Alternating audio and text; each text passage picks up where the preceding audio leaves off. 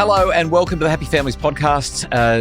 Anzac Day tomorrow. Hopefully today's episode is going to help you to sail through the weekend and make your family sail. Am I trying too hard? Stop trying. I'm compensating. You know why? Because I have a confession in today's I'll Do Better Tomorrow episode. I'm just getting some stuff wrong at the moment. Wrong? I'm right, but I'm wrong in that I'm right. Does that make sense? Sometimes as a parent, you're put in an impossible position where you know that what you're saying is right, but it's still not working anyway. I need to unpack that. This is going to be my very special therapy session today. Kylie, you've got more good news about how families can work well, and we're going to unpack that right after this.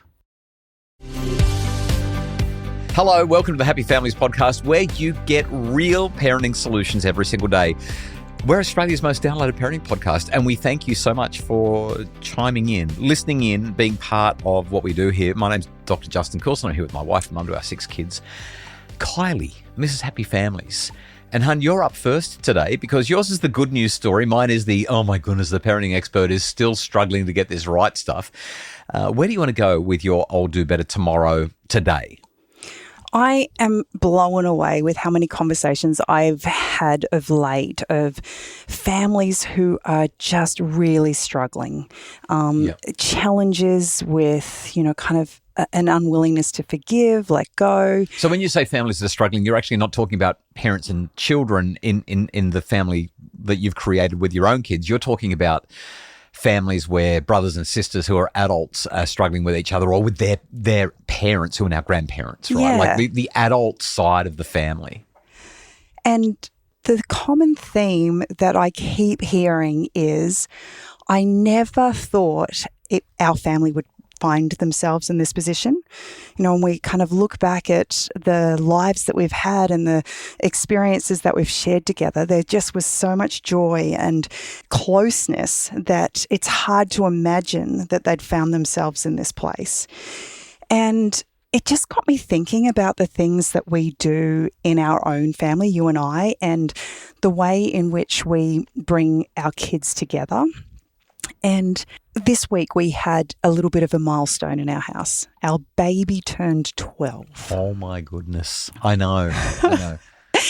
And the kids actually created this tradition all on their own. Yeah, I don't know how it started. No, me either. But when they turned 12... I love that. It's been a big week. When they turned 12, yes.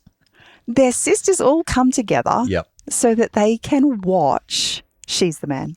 Yeah, which is a movie that I don't need to ever see again, but the kids watch it and they crack up. All the big kids, they know all the lines. Yeah. We had so much fun watching it together and introducing it to Emily.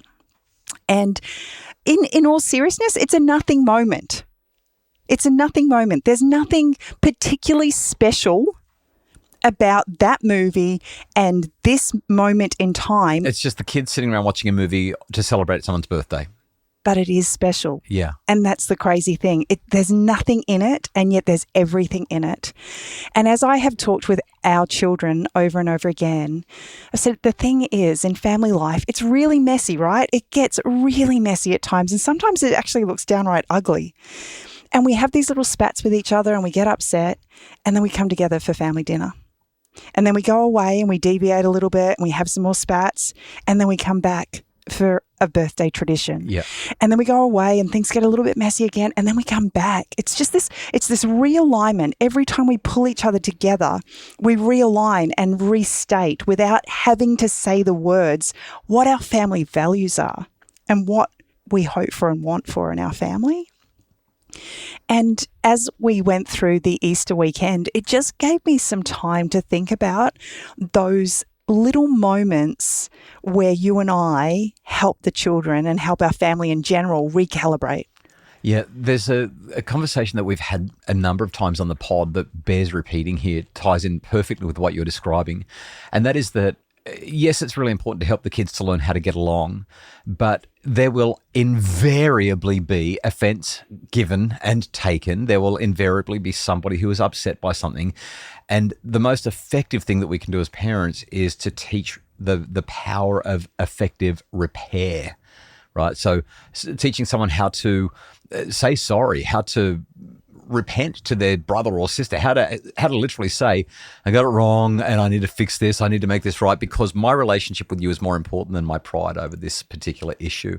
It's the repair and then the breakdown and then the repair, this cycle that goes on and on and on. Teaching them how to repair well is, I think, one of the most critical and valuable secrets to a happy family.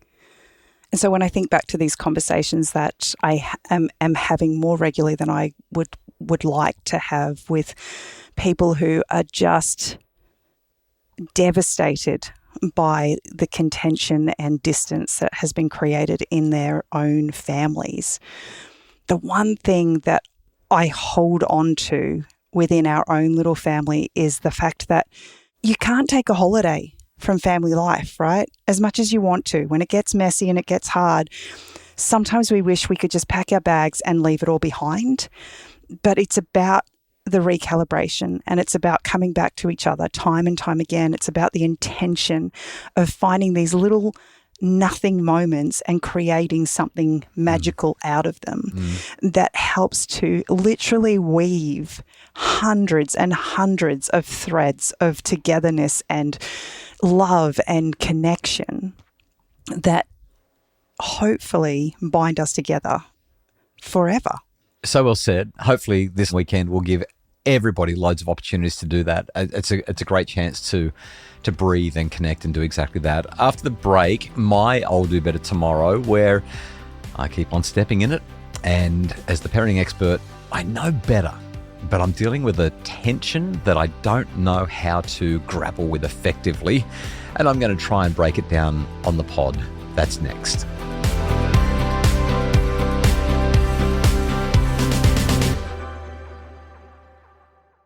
We're back. This is the Happy Families podcast. All right, Kylie. So here's the confession. Over the last couple of weeks, I've been a bit of a taskmaster, probably more than a bit of a taskmaster. I've been on the kids' case about productivity.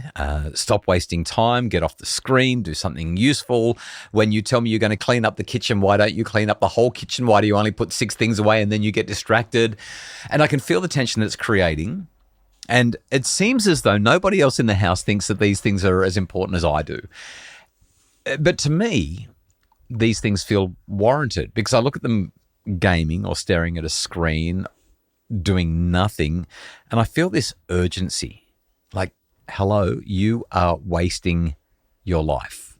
Do you know what I mean? Like, it's a beautiful day. We live not too far away from the beach, and I'm sort of looking at the kids and going, why would you be sitting here in your bedroom, in the dining room, in the living room, wherever you are, doing nothing when you could go outside and you can enjoy the sunshine? The water's beautiful because we live in Queensland and you can still wear your regular swimmers in the water. We've got a swimming pool in the backyard. And it just drives me crazy. And I know where this comes from because it's how I was raised and it's also how I live. I don't have time to sit around and do nothing. There's always, not just something to do, dozens of things to do. My list is expanding and there's always something to improve and there's always something to build, whether it's a workshop or a book chapter or a newsletter or whatever. And so this week I've been asking myself, am I helping them or am I just making them feel like they're not enough? And you've certainly been helping me to ask that question. When I hear you sharing, so often, so much of the conflict that we have, speaking personally in our home, actually comes from this desire to connect with goodness. You're seeing the kids not utilizing the gift. They're in zombie mode. They're in zombie mode. And outside, if they just went and touched grass, swam in the water, got some sunshine, like I look at them when they're miserable and cranky and angry, and I'm like, if you would just go and move your body, if you just go and be a human instead of being a zombie, you would feel so much better, right? But there's this tension with the whole idea of force creates resistance. Right. So as soon as your good intention feels like a forced expectation placed on them, then the natural response from anyone, regardless of whether they're a child, a teenager, or an adult, is you can't tell me what to do. Yeah, it's pushback. I'm not doing that. So I'm seeing this as there are two competing realities or truths. Is truth too strong a word? Number one, I'm not wrong to care about this. Like, screens are addictive. Gaming can be a black hole. And there is something valuable to be learned from being productive and managing your time and using your hours well, like living a life well lived. I'm right about that. And I want the kids to understand, to really get it in their bones that their time is finite. And I know that that's a really big concept for a child to grasp, but how you spend your time matters, and sitting and scrolling for hours, especially when there are other things that you could be learning or creating or contributing, it's not neutral. It's a choice. They've got the guitar and the piano and the drums. They've got the resources. And I don't think that it's wrong to teach them about that. It's not even about maximization and productivity.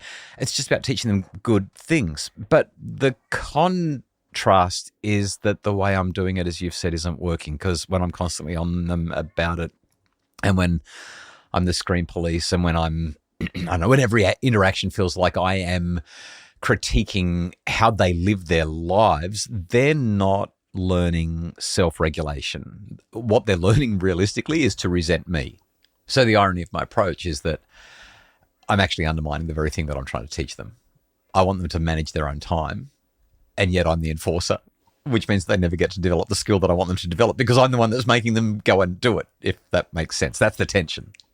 Well, I feel like this has been a really good session, Justin. I'm not finished. I've got more to unpack. How long have I got? So, Kylie, here's the friction. This is what I'm sitting with. It's really, really, really important to learn how to manage your time and resist the pull of endless distraction, and choose how you spend your hours. That's one of the most important things I think we can teach the kids. What is it that you want to say? It looks like you're about to pop. And I don't want to back off, right? What is it? What is it? Say it. Say it. You're wanting them to learn a skill as a 15-year-old or a 12-year-old or even a 22-year-old that you yourself are learning as a fully functioning, grown-up adult who's had so many years to work this out for themselves. And that's such a big challenge for us as parents, because we see our kids doing this stuff and we're like, I know so much better. Like, if you would just listen to me, you don't have to go through all the years of wading through the wilderness trying to work it out. I've got the answer, right? But we actually learn through doing. And maybe they have to actually sit in that crappy place for a little bit longer before they go, aha. I look at me as a teenager, and I spent so much time in front of the TV and so much time in front of the very ordinary video games that we had back in the 1980s and the early 90s. And I get it, and yet I don't. This is the thing. This is the great challenge. Because you're no longer there. Yeah. So let's wrap this up. Our time's done, and I don't want to turn this into an hour-long therapy session. There is value in teaching kids that time matters, that how you spend your hours shape who you're going to become. I think that's a reasonable thing. Productivity and purpose are going to help you to make the most of your life. This is something that is worth caring about. But like you said, force creates resistance. And my insight here, my I'll do better tomorrow, my struggle is that I'm so focused on enforcing it that I've turned it into a source of tension. And that doesn't help anyone. And if we look at the core, the actual core root is that all they hear is that nothing they're doing is good enough. Which means that you're to them, constantly correcting instead of connecting. Yep. And if you value those things, then the very best thing we can do as parents to help them recognize that is to find a way to connect in that space with them. Which means doing things together and continuing to just step through it gently. Anyway. And letting go of the too much to do busy list.